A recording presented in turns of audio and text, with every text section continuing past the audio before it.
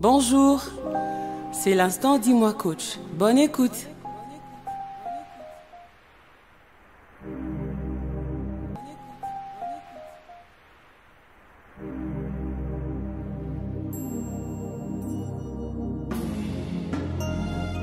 Bonjour, voici à notre quatrième séance, notre quatrième chapitre dans la formation sur le leadership et le management des équipes. Nous sommes contents de voir que vous êtes en train de suivre, de participer à cette formation. Nous avons commencé depuis le lundi, là nous sommes à notre quatrième séance. Aujourd'hui nous allons parler de maîtriser la communication. Maîtriser la communication, notre fois nous avons insisté pour faire comprendre combien la communication est importante au sein de l'équipe, comment la communication fait progresser l'équipe.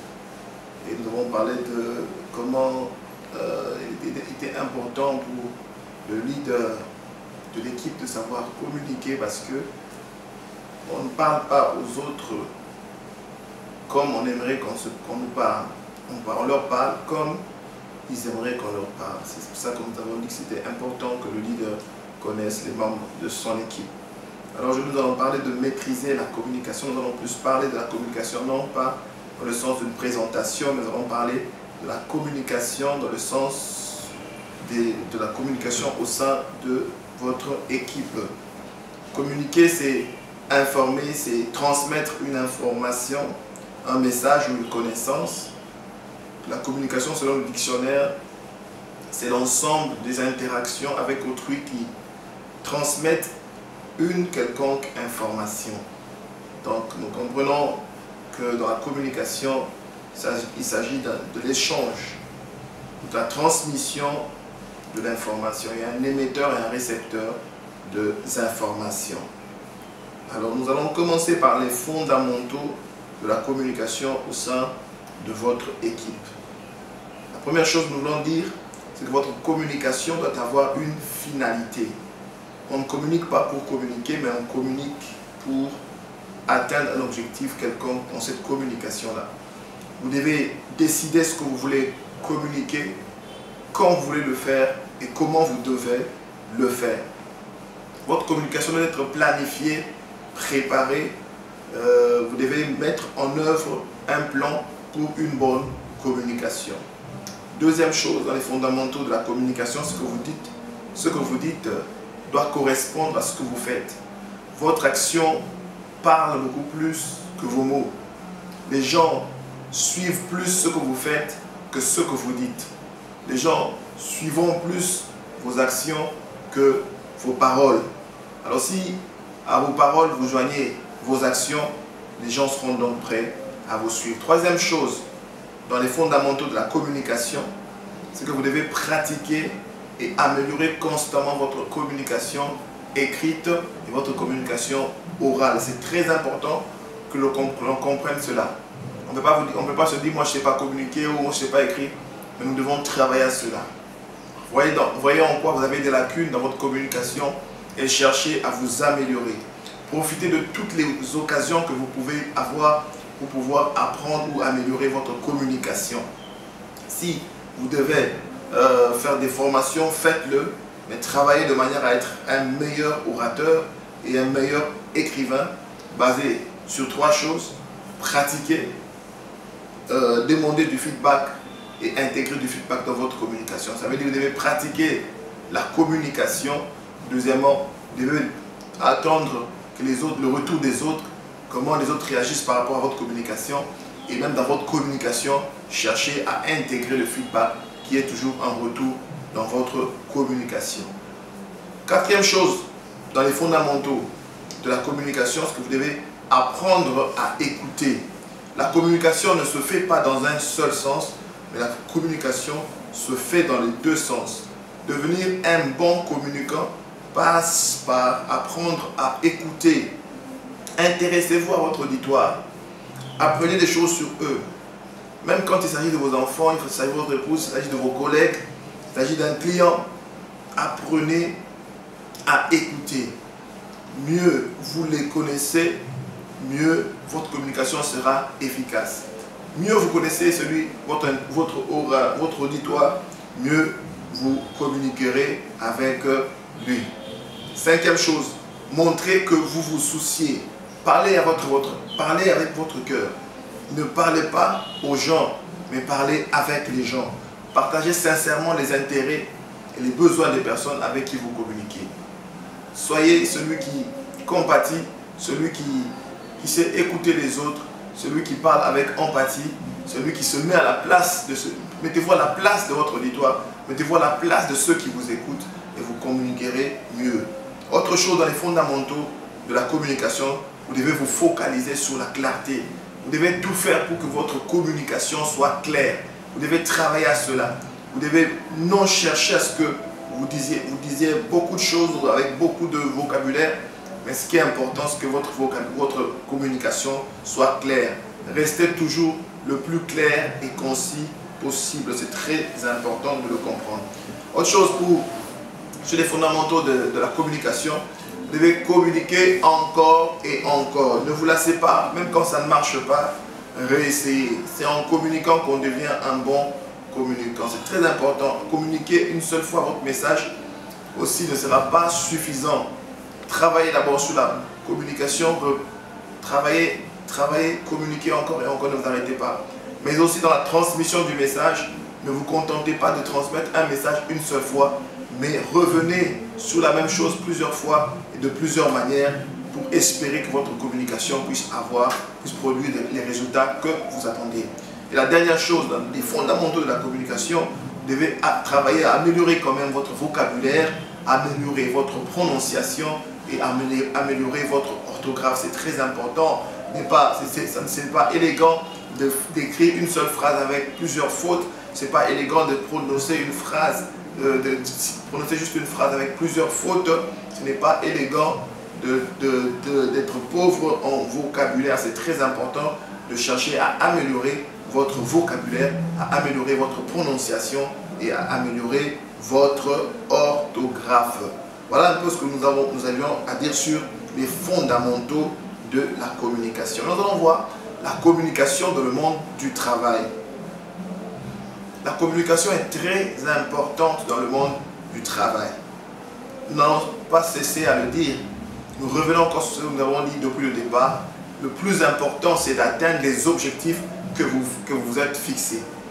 Quand vous regardez plus en détail, la communication dans le monde du travail, elle doit faciliter, premièrement, les relations entre les collaborateurs, les relations positives de collaboration, et doit favoriser aussi la productivité. Donc la communication doit favoriser les relations entre les collaborateurs, les relations positives, et doit favoriser aussi la productivité. Donc votre communication en tant que chef d'équipe doit favoriser les bonnes relations et doit favoriser aussi la productivité. Alors nous nous retrouvons devant 5 situations de communication. 5 situations de communication dans une équipe. C'est très important que vous le compreniez, que vous le sachiez. N'ayez pas seulement de moments où vous communiquez en groupe, mais il y a 5 situations différentes de communication au sein d'une équipe.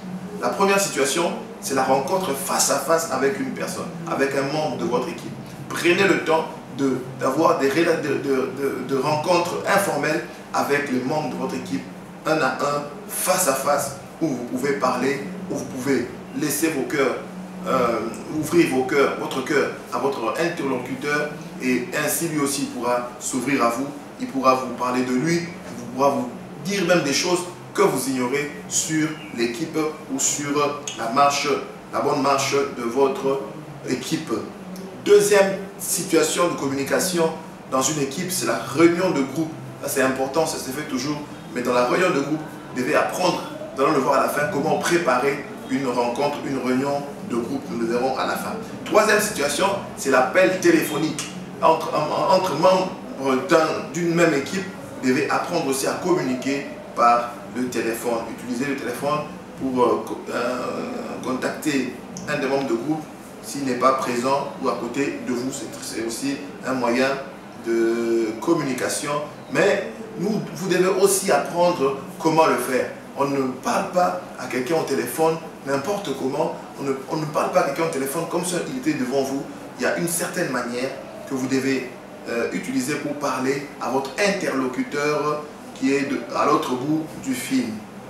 C'est très important de ne pas embêter quelqu'un avec vos appels. S'il n'a pas répondu une ou deux fois, arrêtez. C'est très important de ne pas multiplier beaucoup de choses, surtout quand il s'agit d'un appel professionnel ou d'un appel vers un client. Vous devez savoir comment gérer l'appel téléphonique. Quatrième situation de communication dans une équipe, il y a la communication écrite. C'est très important de savoir que non seulement vous pouvez communiquer oralement, mais vous devez apprendre aussi à communiquer par écrit. Déjà, apprenez à rédiger une lettre, c'est très important. Beaucoup ont du mal à le faire, mais apprenez, si vous avez une équipe, que tous les membres de l'équipe apprennent quand même à rédiger une lettre professionnelle, à rédiger une note de service. C'est très important que chacun apprenne à communiquer sur le plan de l'écrit. Gardez votre écrit simple et synthétique, c'est très important. On n'écrit pas comme on parle. Il y a une manière de communiquer à l'écrit qui est différente de la manière de communiquer oralement. Et la cinquième situation de communication dans une équipe, c'est la présentation que nous connaissons tous, où vous tenez devant l'équipe. Vous pouvez présenter un projet, vous pouvez présenter un produit, vous pouvez présenter une situation. C'est très important d'apprendre aussi à réussir votre présentation. Une présentation peut accrocher tout comme n'est pas accroché. Une présentation peut faire avancer l'équipe ou pas. Donc, en tant que chef d'équipe, vous devez apprendre à bien présenter, à bien faire votre présentation, à réussir votre présentation. Voilà donc les 5 situations différentes de communication au sein d'une équipe. Vous devez apprendre à communiquer avec les membres de votre équipe un à un, face à face. Vous devez bien gérer les réunions de groupe, que l'on va revenir sur ça à la fin. Vous devez apprendre comment communiquer au travers des appels téléphoniques. Vous devez apprendre comment communiquer au travers de la communication écrite. Et enfin, vous devez maîtriser la communication ou la présentation, pardon. Une autre forme de communication au sein d'une équipe, c'est la communication non verbale. Vous devez savoir que on ne communique pas qu'avec la parole, on ne communique pas qu'avec la bouche, on peut communiquer aussi d'une manière non verbale. Pendant que vous communiquez d'une manière verbale, vous devez savoir aussi que les mouvements de votre corps sont une autre façon de s'exprimer ou de donner un message auprès de ceux qui vous regardent. Lorsque vous parlez, il est important, par exemple, lorsque vous parlez, d'utiliser vos mains, de ne pas trop les agiter, mais de ne pas trop non plus les garder à bras le corps, mais de les utiliser pour animer un peu votre communication. C'est important de savoir aussi que votre façon de regarder est importante dans la communication, parce que quand vous parlez, vous devez fixer les yeux, les auditeurs, ceux qui vous suivent, vous devez les regarder dans les yeux. Tous ceux qui vous suivent, un à un, vous devez apprendre à ne pas regarder comme on disait il y a longtemps qu'on devait regarder sur la tête des autres. Non, vous devez regarder vos interlocuteurs plutôt dans les yeux. La communication non verbale exige aussi de ne pas avoir, par exemple, les bras fermés ou les bras croisés, pardon, qui est un signe de fermeture à l'échange. Vous devez savoir que pendant que vous communiquez, vous ne devez pas avoir par exemple les jambes qui bougent à tout moment, c'est un signe d'impatience. Vous devez savoir aussi qu'il y a une autre façon, par exemple, quelqu'un est en train de réagir, donner un feedback, hocher la tête, c'est un signe qui montre que vous êtes en train de suivre ce qu'il dit, vous donner de l'intérêt à ce qu'il est en train de vous dire ou que vous l'écoutez. Parce que c'est très important de savoir que la communication ne va pas, comme je viens de le dire, dans un seul sens, mais va dans les deux sens. Quand l'autre parle, vous devez aussi apprendre à lui montrer que vous l'écoutez. Alors, nous allons parler de la communication, maintenant, la communication au sein de l'équipe, comment elle doit se passer exactement. Pour bien communiquer au sein de l'équipe, au cours des réunions, au cours de rencontres, au cours des moments où vous êtes avec les gens de votre équipe, vous devez développer en vous certaines compétences pour une bonne communication. Nous revenons un peu sur ce que nous venons de dire. Vous devez développer l'écoute active, écouter attentivement votre interlocuteur. Comme la Bible dit, soyez prompt à écouter et lent à parler. C'est très important que vous appreniez à écouter. Vous devez avant tout savoir écouter les membres de votre équipe attentivement et de façon non directive afin qu'ils s'expriment en toute liberté. Vous voulez qu'ils vous donnent des bonnes idées, qu'ils soient créatifs, qui soient productifs, qu'ils apportent quelque chose de nouveau, vous devez apprendre à les écouter. Non pas faire semblant, mais les écouter vraiment et pouvoir intégrer ce qui vous donne comme bonnes idées. C'est très important, l'écoute active au sein d'une équipe. Un chef d'équipe qui ne sait pas écouter les membres de son équipe est parti pour un échec certain. Deuxième compétence que vous devez développer pour une bonne communication au sein de votre équipe, c'est la capacité à communiquer avec les autres. C'est très important de développer cette capacité-là, non pas seulement pour vous, mais de développer aussi au sein des membres de votre équipe. La capacité à communiquer avec les autres passe par le fait d'être à l'aise quand vous parlez devant un public. Vous devez apprendre à prendre la parole en public. Vous devez apprendre, non pas vous seul, mais tous les membres de votre équipe doivent apprendre, à être à l'aise dans la prise de parole en public. Vous devez oser parler. Chaque fois que vous vous retrouvez dans une rencontre, chaque membre de votre équipe doit être capable de s'exprimer, qu'aucun membre de votre équipe ne soit réservé au point qu'il ne sache exprimer ses idées, mais développer cette ambiance qui fasse que tout le monde soit capable de s'exprimer dans votre équipe. Un autre point que nous voulons aborder au sujet de la communication au sein d'une équipe sont les compétences nécessaires pour une bonne communication au sein de l'équipe. La première compétence que vous devez développer et que les autres membres de votre équipe doivent aussi développer, c'est une écoute active. Pour être écouté, apprenez à écouter les autres. Apprenez à laisser les autres s'exprimer librement au cours de vos réunions, au cours de vos rencontres. Quand vous êtes capable de les écouter, qu'ils se sentent écoutés, ils sentent que vous les écoutez attentivement, ils sentent que vous recevez ce qu'ils vous disent, ils sentent que vous donnez de la valeur, de l'importance à ce qu'ils vous disent, ils seront capables de s'exprimer en toute liberté, sans crainte de jugement hâtif, ils parleront sans pression du tout. C'est très important que les membres de votre équipe soient en mesure de s'exprimer librement. La deuxième compétence que vous devez développer au sein de votre équipe, c'est la capacité à communiquer avec les autres. Ça, c'est une compétence que vous-même devez avoir et aussi les membres de votre équipe. Il y a tant d'éléments que vous devez maîtriser parfaitement en tant que chef d'équipe. Premièrement, vous devez être à l'aise dans la prise de parole en public. Deuxièmement, vous devez apprendre à oser prendre la parole, oser dire ce que vous voulez dire, oser vous exprimer, non pas seulement vous-même, mais tous les membres de votre équipe au cours de vos réunions, au cours de vos rencontres. Un autre point que nous voulons aborder qui concerne la communication dans votre équipe sont les compétences nécessaires que vous devez développer au sein de votre équipe. La première compétence que vous devez développer, c'est une écoute active. C'est très important que vous appreniez à écouter les membres de votre équipe. Pour mieux vous exprimer, vous devez apprendre d'abord à écouter tous les autres membres de votre équipe. Vous devez les mettre dans une ambiance où ils doivent apprendre à s'exprimer librement. Quand les membres de votre équipe s'expriment librement, sans crainte de jugement, ils peuvent s'exprimer sans pression, ils peuvent exprimer ce qu'ils pensent, ils peuvent donner leurs idées librement. Sachez que cela va contribuer à l'avancement et à la croissance et au progrès de la bonne marche de votre équipe.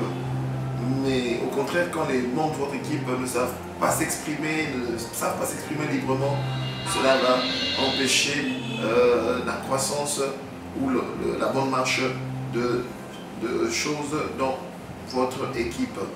La deuxième compétence que vous devez développer, c'est la capacité à communiquer avec les autres.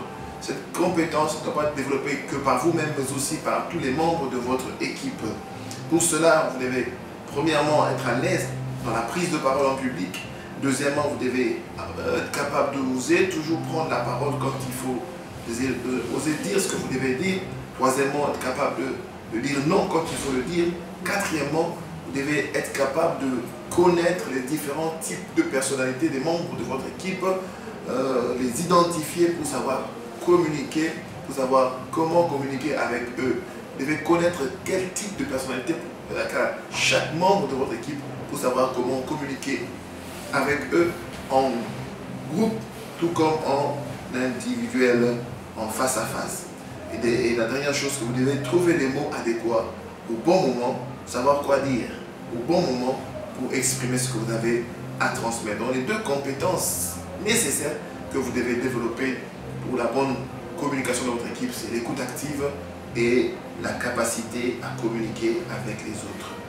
Alors quels sont les supports de communication que vous pouvez utiliser pour communiquer au sein de votre équipe? Le premier support que vous pouvez utiliser, c'est les emails. Un autre support, c'est le téléphone. Il y a les réseaux sociaux, il y a des rencontres informelles, il y a des réunions, il y a des moments de présentation, il y a des moments de communication. Il y a plusieurs types de formes de communication, types de supports de communication pour transmettre le message, pour faire circuler le message, pour communiquer au sein de votre équipe. Très important en 2021 comme ça, d'apprendre quand même certaines nouvelles technologies qui aident, qui facilitent la transmission d'informations, la communication au sein de votre équipe. Ne soyez pas vieux jeu, mais apprenez les nouvelles technologies. Cela aide vraiment à avancer dans les choses plus rapidement.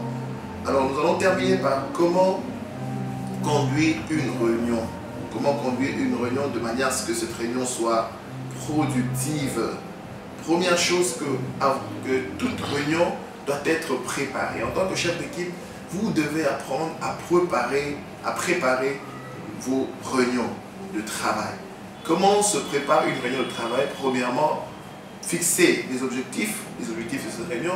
Deuxièmement, sélectionner les personnes qui vont participer à cette réunion.